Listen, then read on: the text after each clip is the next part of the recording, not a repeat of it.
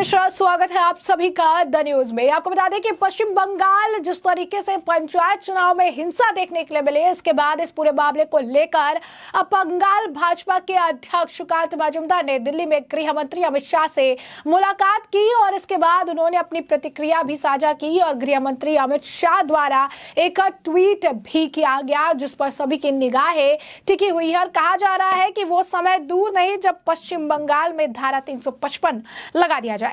तो ऐसे में क्या है पूरा माजरा, विस्तार से जान लेते हैं। तो बंगाल भाजपा के अध्यक्ष सुकांत मजूमदार ने दिल्ली में गृह मंत्री अमित शाह के साथ बैठक की थी और उन्हें पंचायत चुनाव में हिंसा और परिणाम को लेकर रिपोर्ट सौंपी है। रिपोर्ट में मुख्य रूप से पंचायत चुनाव परिणामों और बंगाल में चुनाव चरण के दौरान हिंसा और अशांति का उल्लेख किया गया है। बता दें, बंगाल बीजेपी ने पंचायत चुनाव के दिन हिंसा का आरोप लगाया था और इससे पहले अमित शाह ने बीजेपी प्रदेश अध्यक्ष सुकांत मजूमदार को भी फोन कर हालात की जानकारी ली थी। उस समय उन्होंने सुकांत मजूमदार से पूरी रिपोर्ट देने को कहा था। बाद में अमित शाह ने कहा कि बंगाल में भाजपा का प्रदर्शन शानदार रहा है। इस बीच पंचायत चुनाव के बाद बंगाल भाजपा ने लोकसभा चुनाव की तैयारी शुरू कर दी है। प्राप्त जानकारी के अनुसार गृह मंत्री अमित शाह अगस्त के महीने में बंगाल आएंगे और बंगाल में जनसभा के साथ साथ संगठित बैठक भी करेंगे। अमित शाह ने कल शाम एक ट्वीट भी किया। उन्होंने कहा कि पश्चिम बंगाल में इतने खून खराबे और हिंसा के बावजूद बीजेपी ने पंचायत चुनाव में शानदार नतीजे हासिल किए। आपको बता दें कि 11,000 का आंकड़ा जो है बीजेपी ने इस पंचायत चुनाव में पार कर लिया। शुरुआत में ये 10,000 का आंकड़ा कहा जा रहा था, लेकिन 11,000 का आंकड़ा पार करने के बाद बंगाल में जश्न का माहौल था। अलग अलग जगहों पर भगवा रंग से कार्यकर्ता खेलते नजर आए, ढोल नगाड़े बजाए गए, मिठाइयां भी बांटी गई थी और इसी जीत का जिक्र जो है वो अपने ट्वीट में करते नजर आए। यानी अमित शाह जो है बंगाल बीजेपी की मार्कशीट से काफी संतुष्ट है। वो संदेश शाम के ट्वीट से स्पष्ट था। गृह मंत्री अमित शाह ने यह भी बताया कि भाजपा ने पिछली पंचायत की तुलना में सीटों की संख्या लगभग दुगनी कर दी है। गृह मंत्री अमित शाह का दावा है कि इससे साबित होता है कि आम लोगों का भरोसा बीजेपी पर बढ़ रहा है। यह नरेंद्र मोदी के नेतृत्व में बीजेपी के प्रति लोगों के प्यार का सबूत है। उन्होंने कहा कि उन्हें इस बात की भी पूरी उम्मीद है कि अगले लोकसभा और विधानसभा चुनाव में बीजेपी बंगाल में सफलता के नए शिखर पर पहुंचेगी। गौरतलब है कि गृह मंत्री अमित शाह और सुकांत मजूमदार की मुलाकात के दौरान असम के मुख्यमंत्री हेमंत बिस्वा शर्मा भी केंद्रीय गृह मंत्री के आवास पर पहुंचे थे। अमित शाह के आवास से बाहर आकर सुकांत मजूमदार ने भी कुछ बयान दिया। क्या कुछ कहा उन्होंने, यहाँ सुनिए। देखिए, मुझे कुछ टाइम मिल गया था, इसलिए मैं उनके साथ बात करने का मुझे सौभाग्य मिला और हेमंत दा ने भी एश्योर किया कि वो along with all the party members वो हमारे साथ खड़े हुए हैं और ऑलरेडी 200 कार्यकर्ता जो है वो शेल्टर मांगे हैं उधर से और वहाँ पे है अभी तो जीते हुए कार्यकर्ता है, क्योंकि अभी जीते हुए कार्यकर्ता को टीएमसी ज्वाइन कराने का वेंचर चल रहा है तृणमूल कांग्रेस के द्वारा। तो इसके खिलाफ भी हमें लड़ना है। हम बाहर कार्यकर्ता को भेज रहे हैं और आगे आने वाले समय में तृणमूल कांग्रेस को हम उखाड़ के फेंकेंगे। फैक्ट फाइंडिंग रिपोर्ट कमेटी भी बनाई गई है, उसको लेकर भी ममता बनर्जी ने बयान दिया कि जब मणिपुर में हुआ, असम में दंगा हुआ, तब क्यों नहीं आई थी। इस तरीके की बात को कर रही हैं, क्या कहेंगे? देखिए, असम या मणिपुर जो भी सरकार है वो कोशिश कर रहे हैं कि वायलेंस के कार्ब करने के लिए, वायलेंस को कम करने के लिए, लेकिन पश्चिम बंगाल की सरकार भी एक भी नीति दिखा दीजिए जिसमें उन्होंने वायलेंस कम करने के लिए कोशिश किया।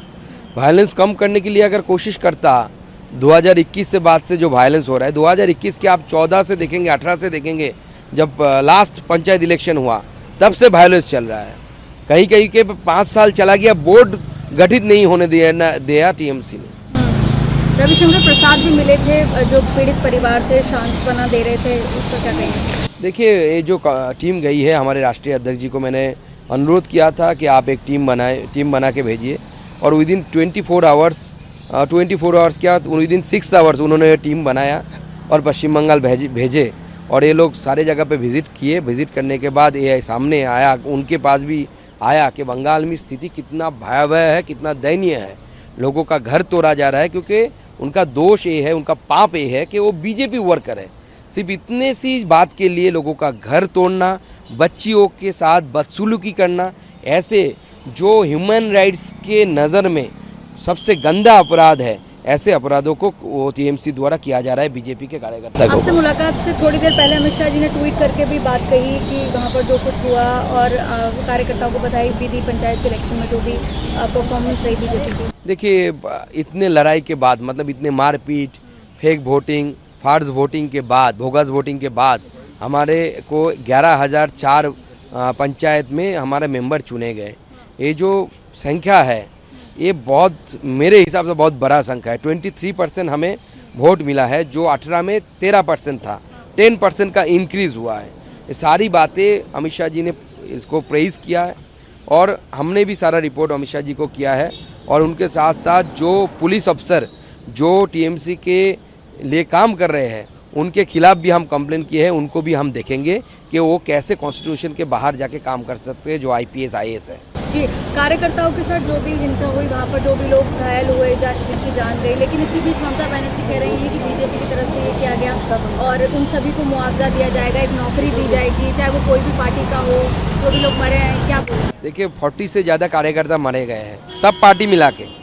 ममता बनर्जी दिखा रही है ओनली 19, तो क्या चलेगा? अब बात किसको मिलेगा मुआवजा? 19 को अगर आप देंगे तो बाकी जो बच्चे 26 जो कार्यकर्ता मारे गए डिफरेंट पार्टीज के, उनको कौन मुआवजा देगा? तो Mamata Banerjee is doing a dirty politics, nothing more. जैसा कि आपने सुना कि सुकांत मजूमदार कहते नजर आए कि उन्होंने अमित शाह को पंचायत चुनाव के दौरान बंगाल में हुई अशांति की सारी जानकारी दी है। केंद्रीय गृह मंत्री ने भी हर बात को प्रमुखता से सुना है। अगले महीने यानी अगस्त के महीने में शाह ने कहा है, आश्वासन दिया है कि वो बंगाल आएंगे। सुकांत मजूमदार ने कहा कि सार्वजनिक बैठक के साथ साथ एक संगठनात्मक बैठक भी होगी। सुकांत मजूमदार और अमित शाह के बीच हुई इस मुलाकात के दौरान केंद्रीय गृह मंत्री के आवास पर असम के मुख्यमंत्री हिमंत बिस्वा शर्मा भी मौजूद थे। सुकांत मजूमदार ने मीडिया से यह भी कहा कि मैंने हिमंत जी से भी बात की है। बंगाल में कई बीजेपी नेता और कार्यकर्ताओं ने असम में शरण मांगी है। उन्होंने कहा कि बीजेपी के विजयी उम्मीदवारों को दूसरे दलों में शामिल होने के लिए मजबूर करने की कोशिश की जा रही है। मैंने अमित शाह जी को राज्य की समग्र स्थिति के बारे में एक रिपोर्ट सौंप दी है। बीजेपी के प्रदेश अध्यक्ष ने राज्य में धारा 355 और 356 लागू करने को लेकर कहा है।